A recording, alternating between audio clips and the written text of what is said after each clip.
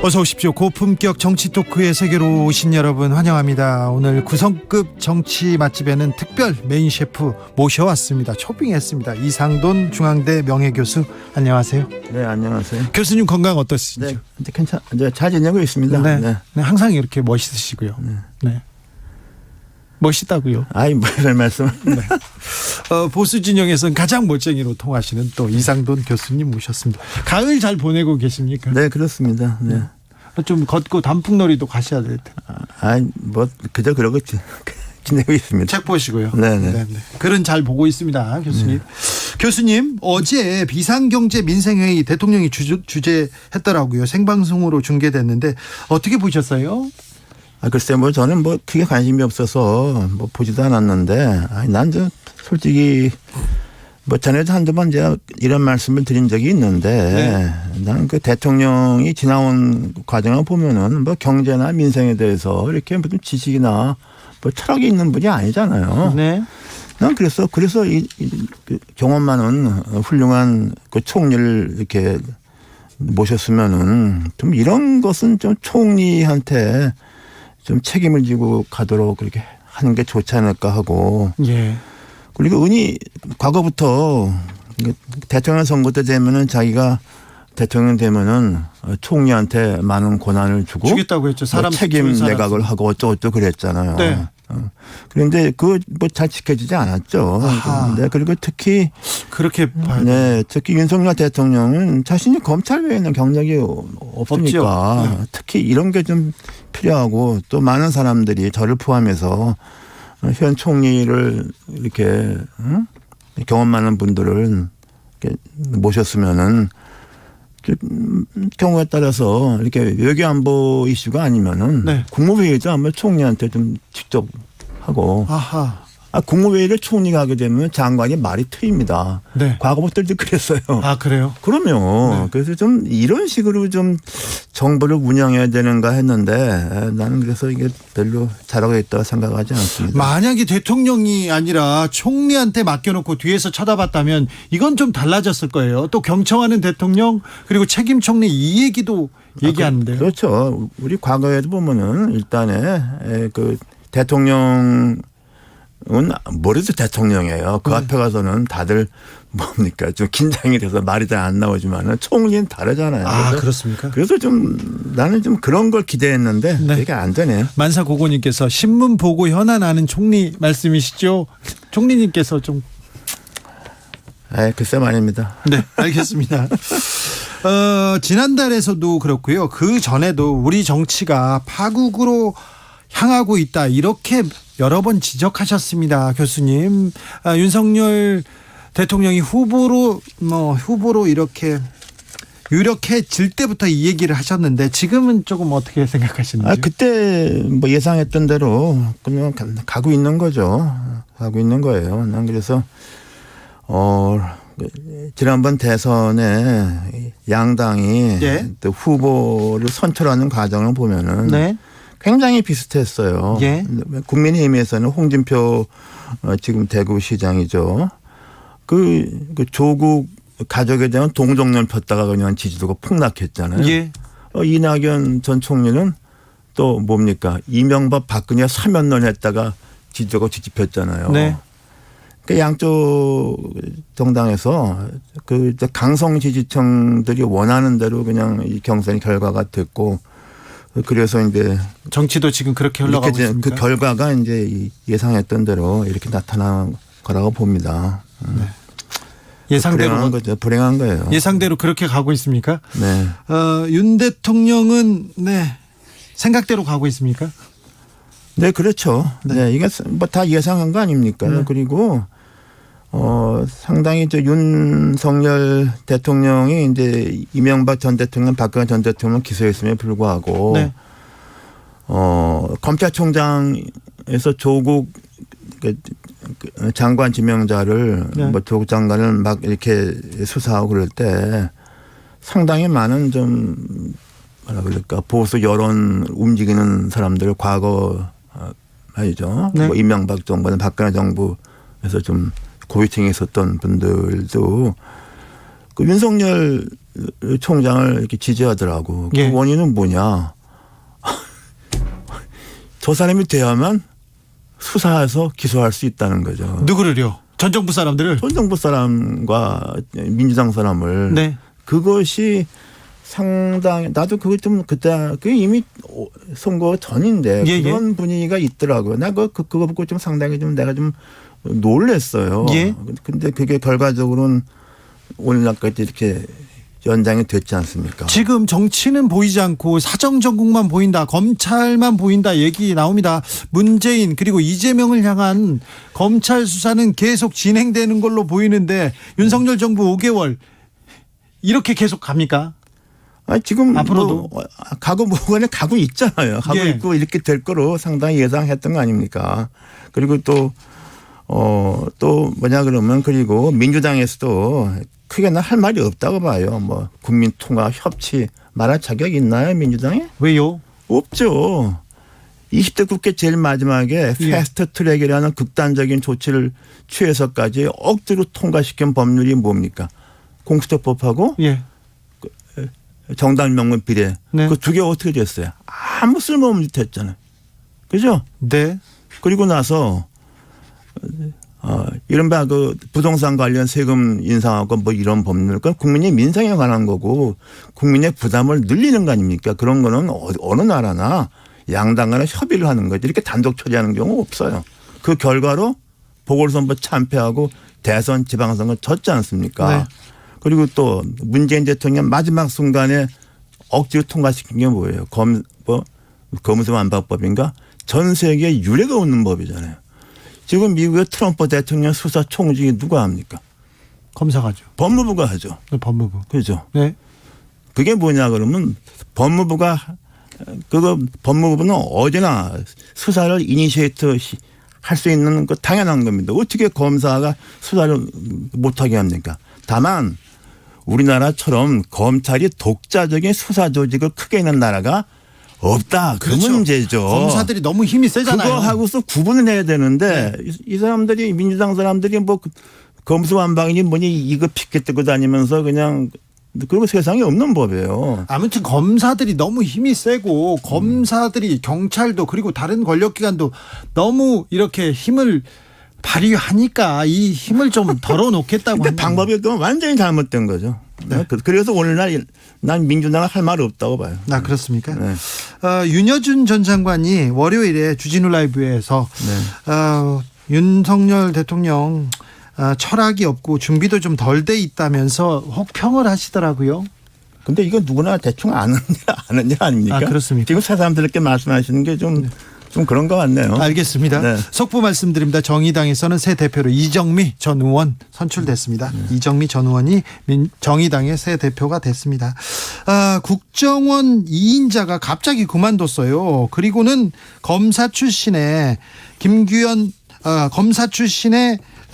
변호사가 이렇게 갑자기 그 기조실장으로 다시 갔습니다. 그리고 한덕수 총리 산하에 있었던 규제개혁위원회에서도 이 민간 부분에서는 또 김현장 사람들이 가고 검사 출신들이 계속 가고 이 대통령의 인사 점수를 못 따고 있는 부분 중에 가장 또 주요한 부분인데 대통령의 인사는 어떻게 보십니까? 글쎄요, 이런 게 왜 그만뒀는지 이제 속사정을 제가 모르니까 뭐라고 말씀드리는 그런데 네. 제가 보기에는 이렇게 우리나라에서 그 김현장이라는 대형 로펌이 차지하는 위치는 참 전 세계에 유례가 없는 거죠. 그렇죠. 비슷한 게 뭔지 아세요? 파리 바게트. 네. 그렇죠. 그 쥐가 딱 맞지 않습니까? 네. 그래서 이게 참 그런데 그래서 난 김현장 사람들을 정부 요직에 이렇게 쓰는 거는 난 그 자체가 잘못됐고 네. 그리고 우리가 좀 이것 생각해봐요. 김현장 출신들이 이렇게 정부 요직에 있으면은 우리가 그 변호사 사무실 자체, 김현장의 큰 로펌 자체가 이해 충돌이 뭐니 걸리는 게 많잖아요. 다 걸리죠. 엄격하게 하면은. 네, 걸리죠. 그래서 이런 건 굉장히 좀 바람직하지 않고 비정상적이고 난 그렇다고 보는데 할 말이 없습니다. 네. 검사 출신, 김현장 출신 너무 많습니다. 이 부분에 대해서 인사 논란에 대해서는 조금 조금 대통령실에서도 조금 유념해야 되는데 그렇습니다. 아무튼 대통령실 인사 논란은 계속됩니다. 저기 네. 청담동 술자리 논란은 어떻게 보셨습니까? 아니 그것도 뭐 제가 사실을 알 수가 없잖아요. 네, 아직은 사실관계가 드러나지 않았습니다. 근데 뭐 대충 보더라도 그 현직 대통령이 이렇게 뭐 바깥에서 수십 명이랑 술 먹는다는 것은 있을 수가 있는가 싶어요. 근데 내가 사실은 모르니까 알 수가 없고 요새는 뭐 전혀 없던 일들 많이 생기니까 알 수가 없어요. 그러나 그런 문제를 이렇게 제기할 것 같으면 그래도 뭔가 좀 구체적인 증빙할 게 있어야 되지 않는가. 네. 그 전문 가지고서 국회의원이 발언해서 면책 특권이 있다고 해서 막 터뜨리는 거 이거 아주 대표적으로 나쁜 정치입니다. 이거. 그래서 그거 면책 특권 갖다가 이용해서 뭐 검증 안 된 거 터뜨리고 이런 거 진짜로 그거는 해서는 안 되는 거예요. 네. 그런데요. 그렇죠. 근거가 없고 사실이 아니라면 절대 해서는 안 되는 일을 했는데 만약에 대통령이 수십 명의 로펌 변호사와 술을 마셨다면 이거는 큰일이죠. 만약인데. 그런 일이 있을 수 있다는 상상 자체가 안 되네요. 그러게요. 네. 상상할 수 없는 일입니다. 네, 그렇습니다. 네, 그렇습니다. 이명박 정부 때 군사 기밀을 유출한 김태효 당시 청와대 대외전략비서관, 현재 대통령실의 국가안보실 1차장입니다. 지금 국가안보실에서 가장 중요한 역할을 하고 있다는 그분의 유죄가 확정됐습니다. 이분은 이 자리를 계속 맡아도 되는 겁니까? 글쎄요. 이게 지금 대법원에서 유죄 확정됐다고 그러는데 이렇게 대법원이 법률심 아닙니까? 네. 그러면 이미 고등법원에서 사실심은 끝난 거 아닙니까? 그렇죠. 사실은 확정이 오래전에 된 거 아니야. 예. 그럼 그 상태에서 어떻게 이게 지금 안보실 1차장으로 임명을 했는지 난 그것은 난 좀 임명 자체가 문제가 있다고 봐요. 그렇죠. 네. 그때도 문제가 돼야 되는데 근데 비판이 좀 있었어요. 근데 대통령실에서 그냥 근데 워낙 워낙 문제가 많으니까 다른 게 그냥 덮여 있었던 거죠. 그리고 그리고 또 이 대학 교수 이렇게 하다가 이렇게 정부에 들어가서 일하는 게 좋은지 나는 그것도 좀 이해가 안 되고 또 이명박 정권에서 썼던 사람을 세월이 십몇 년 지났나요? 네. 근데 또 이렇게 다시 쓰는 거 보면은 이렇게 현 정부는 그렇게 인재풀이 없는지 그리고 또 지나간 얘기지만은 그 이명박 정부 때 무슨 벙커에서 회의한 게 상당히 화제가 됐잖아요. 무슨 연평도 사건인가 해서 대통령도 군대 난것도 병역면제 했고 국정원장도 그랬고 그 당시 김태효 당시 비서관인가 등도 그래서 상당히 좀 고십에 되고 그랬죠. 그래서 난 그래서 도대체 국가안보실 고위직을 구태 이런 인사를 했어야만 되는지 좀 이해가 안 됩니다. 그리고 어떤 계기에 저도 그랬지만은 국회의원을 하든가 청와대 또는 장관을 할 수는 있어요. 자기가 어떤 경력과 능력을 발휘할 기회가 되면은 그러나 특히 과거에 자기가 아카데미 말하자면 교수직이 있었다 또는 언론인들 중징 언론인을 했었다 하게 되면은 그 사람이 정부에 들어오기 전에 자기가 쌓았던 커리어를 갖다가 잘 연장하는 선에서 해야지. 난 요새 언론인 했다가 국회의원 되고 이런 해서 보면은 참 좀 굉장히 정말 씁쓸해요. 이게 또 우리나라의 저널리즘과 아카데미즘의 어떤 권위가 손상되는 것 같고 난 그래서 이런 인사를 한 사람도 또 이런 걸 하겠다는 사람도 나는 좀 이해가 안 됩니다. 대통령실에서는 김태효 차장 경질 요구에 대해서 별도 조치 필요 없다 이렇게 선을 바로 그었습니다. 민주당에서는 사정정국의 파도 계속되는 것 같습니다. 불법 대선 자금 수수한 혐의로 김용 민주연구원 부원장 구속됐습니다. 이분은 이재명 대표의 최측근으로 불리는 분인데 이 이재명 대표 둘러싼 의혹들 검찰의 수사 어떻게 보고 계십니까? 아니 지금 뭐 수사 그냥 급물살 타고 있지 않습니까? 네. 일단 그 공직선거법 그 문제는 이미 기소를 했고 그렇죠. 그다음에 이제 성남 FC 그것도 그 이제 사실관계는 다 확정이 된 거잖아요. 네. 그것도 기소 방침 가는 거 아닙니까? 그런데 이제 판결이 어떻게 나오느냐 그 두 개 사건도 결코 만만치 않습니다. 네. 거기다가 또 뭐 이게 그 대장동 사건이니 뭐 등등등 또 뭐 다른 네. 뭐 이화영 전 평화부지사 구속된 거 연관성 등 보면 이건 뭐 보통 문제가 아니잖아요. 네. 그래서 과연 나는 민주당이 이런 그야말로 그 법률의 수렁 속에 빠져 있는 대표를 이렇게 안고서 네. 어떻게 할 것인가. 난 좀 이것 정말 이해가 안 가요. 어떻게 이걸 헤쳐나갈 것 같습니까? 그러니까 이건 두 가지 갈라서 봐야죠. 이재명 대표하고 민주당하고. 예.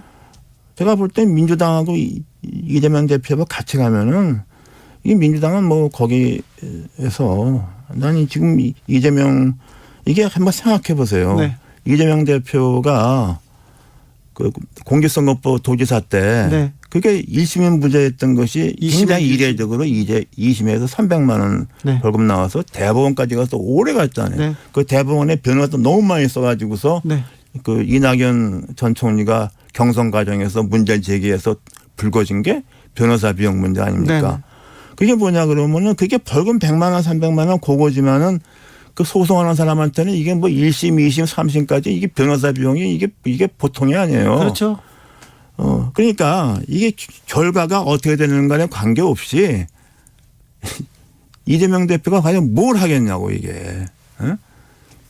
난 그래서 이제 민주당에서 과연 지금처럼 그렇게 하게 되면 민주당이 좀 무슨 생각을 하는지 그런 거 참 알 수가 없네요. 그런데 검찰이 이렇게 주변을 이렇게 탈탈 털어서 다 기소를 하면 굉장히 힘들죠. 그런데 자기가 죄가 없다면 엄청 억울한 일 아닙니까 이거는. 네.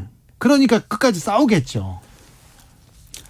그런데 한번 네. 저걸 생각해 봐야 돼요. 그게 그 리더라는 것은 자기는 아무 잘못이 없더라도 자기가 가까운 사람에 대해서 책임을 짓는 겁니다. 그 독일 통화 양독의 화해를 주도했던 빌리 브란트 전 독일 총리 네. 왜 물러났습니까? 자기 잘못이 아니라 자기가 믿었던 사람이 하나가 동독에 첩자로 드러나서 총리 사직했잖아요. 네? 그런 걸 생각을 해야죠. 그리고 또 우리 멀리 갈 것도 없어요. 그러니까 박근혜 대통령 때 이완구 총리가 무슨 의혹 때문에 그만뒀잖아요. 네네. 그냥 뭐 무죄 판결 유죄 판결 그만둔 게 아니지 않습니까? 그런 총리라는 엄중한 자리 때문에 그만두지 않았습니까? 그것도가 다른 얘기 하나 들까요? 미국 대법관 중에서 1969년에 대법원장으로 뭐 물망에도 올랐던 에이브 포터스라는 대법관이 자기가 오랫동안 알았던 사람하고서 사적인 변호사 자문 계약을 맺은 게 언론에 드러났어요. 당시 대법원장이 당시에는 대법원을 위해서 그만두라 그래서 그만뒀다고. 근데 그런 것이 공직이고 고위 공직이고 리더예요. 네.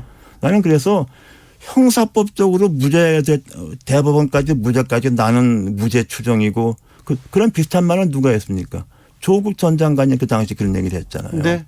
나는 그거는 본인뿐 아니라 자기가 속해 있는 그 조직 집단에도 굉장히 나는 게 나쁘다고 봐요. 난 그래서 뭐 내가 이런 말을 한다고 해서 얼마만큼 영향이 있을지 모르겠지만은 내가 보기엔 그렇습니다. 네. 고위공직이라는 것은 리더라는 것은 그게 보통 사람이 아니다 말이죠.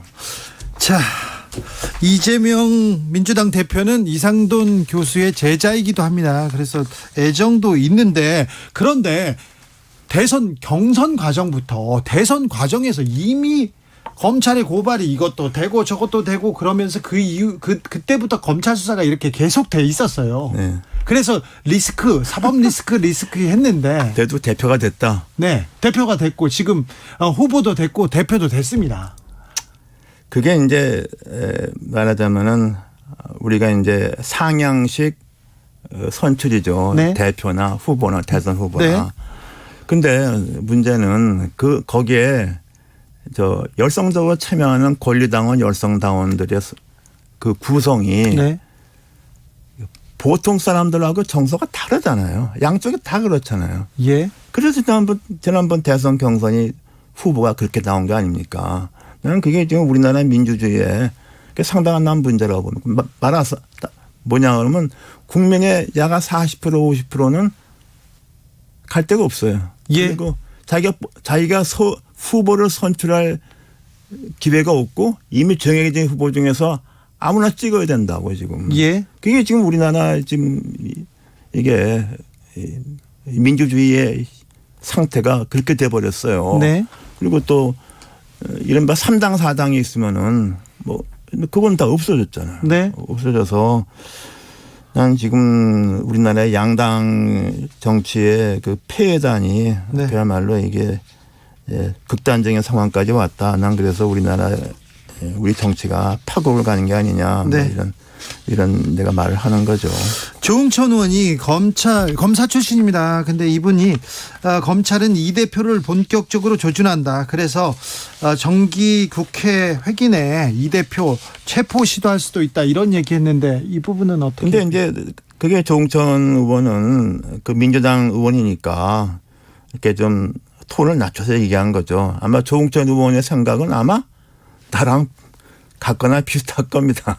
그럼 검찰이 어떻게 한다는 거예요? 아니, 검찰이 이런 거를 가니까 네. 이렇게 당의 모든 거 위험을 안을 수 있느냐 뭐 그런 또를 말한 거 아닙니까? 조응천 의원은. 그렇게 생각하는 의원들도 상당히 있을 거라고 봐요. 검찰은 계속 그래서 체포를 시도하고 소환하고 체포를 시도할까요? 근데 아마 정기국회 중에는 안 할 거요. 나는 안 한다고 봐요. 정기국회는 끝나고 그리고 지금 어차피 그 두 건은 이미 뭐 사실관계가 확정이 돼서 기소하기로 결정이 됐고 네. 나머지는 이건 뭐 수사가 진행 중이잖아요. 기소를 한다고 해도 이게 구속될 만한 사안인가 여기엔 또 논란이 있습니다. 그러니까 공직선거법 그거는 분명히 이제 구속될 사안은 아니죠. 네네. 그건 뭐 아닌 건 분명하고 하지만 그 여파는 큽니다. 왜냐 그러면은 대선 자금 보존을 갖다가 반환하게 되기 때문에 그러니까 도지사 선거 때 나온 네. 그 1심 부재받기 기준 300만 원도 도지사뿐 아니라 네. 선거비용 보존 그것도 만만치 않고 그다음에 지금 성남 FC 고 사건은 이건 좀 논란에 많이 요지가 있는데 네. 그 박근혜 대통령 미르재단이나 비슷한 구조가 되어 있잖아요. 박 대통령이 뭐라 그랬어요? 한 푼도 받은 적이 없다. 그건 맞잖아요. 박근혜 대통령은 받지 않았죠. 받지 않았지만은 미르재단 받은 거로 해서 네. 공동으로 해서 이재용 회장까지 엮여갔지 않습니까? 네. 그래서 그거 볼 때 이것도 그 만만치 않아요. 그런데 유죄 무죄는 다퉈봐야 되는데 일단 기소해서 굴러가게 되면은 네. 어떻게 됩니까 이게? 아니 그 재판 받으면서 그냥 생활해야죠. 재판을 본인은 생활하는 건 좋은데 네. 정당은 어떻게 돼요? 내가 얘기하는 게 그거예요. 교수님 저는요 20년 동안 재판을 받고 있습니다. 계속 이렇게. 그건 혼자 개인이지만 정당 대표가 아니잖아요. 네. 아니 그런 상황으로 선거 치러요? 저 박근혜 대통령이 되고 이명박 대통령이 됐을 때 정말 수십 건 이렇게 해서 매일 조사 받았거든요. 그래도 생활하고 기자 생활 그거는 혼자니까 그런 거 아닙니까? 프리랜서하고 그 조직에 더구나 공적 조직 모르겠어요. 뭐 제가 이런 말 한다고 해서 뭐 변화가 있을 것 같지는 않은데 네. 제가 보기는 그렇습니다. 그래서 난 모르겠어요. 네, 알겠습니다. 6169님께서 한동안 검찰개혁 입에 달고 살던 정치인들 다 어디 갔나요? 검찰이 저렇게 나라를 잡고 지금 뒤흔드는 거 보면 검찰개혁 하나도 안 된 것 같습니다. 하는데 또 이 얘기도 조금 수긍. 근데 그 검찰 개혁은 민주당이 잘못한 겁니다. 공수처 쓸데없는 거 만들었고, 그리고 검수 완박, 그 세계에 유례가 없는 거예요. 자승자박으로 자기가 패배하는 길을 간 거예요, 그걸로. 검찰 개혁은 필요했는데 방법이 좀 전혀 엉뚱한 짓 한 거예요. 자살골 넣은 겁니다, 내가 볼 때. 검사들이 더 힘이 세진 것 같아가지고. 근데 결과적으로 그렇게 이렇게 돼버렸잖아요. 왜냐하면 경찰에 맡기니까 아무것도 안 되는 것 같다. 이런 게 그냥 그러니까 이게 완전히 그 민주당이 그냥 그러니까 그게 어떤 법이고 제도고 간에 하면은 좀 두루두루 알고 넓게 보고 그래야지. 그 식견도 없고 그래. 내가 볼 땐 그래. 자, 윤석열 대통령이 후보가 됐을 때 우리 한국 정치가 파국으로 가고 있다. 뭐 민주당도 마찬가지다 이렇게 얘기했는데 협치로 정치를 좀 복원해서 협치로 가야 될 거 아닙니까? 통합으로 가야 될 거 아닙니까? 마지막으로 좀 희망적인 제언. 아니 근데 그럴 가능성은 없어요. 일단 내가 볼 때는. 그러니까 그리고 내가 전부터 그러잖아요. 민주당이 협치를 요구할 자격이 있느냐? 나는 없다고 보는 거죠. 협치 요구해야죠. 야당인데. 통합으로 가자. 그러니까 이렇게. 자기들이 반성을 해야 되겠냐 그러면. 반성을 하고 자기들이 잘못 만든 법률도 다 바꾸고 그런 게 보여요. 몇 개 법률을 잘못 만든 것도 있고 부족한 것은 있었지만 그렇다고 해서 그렇게 나쁘지도 않았지 않습니까?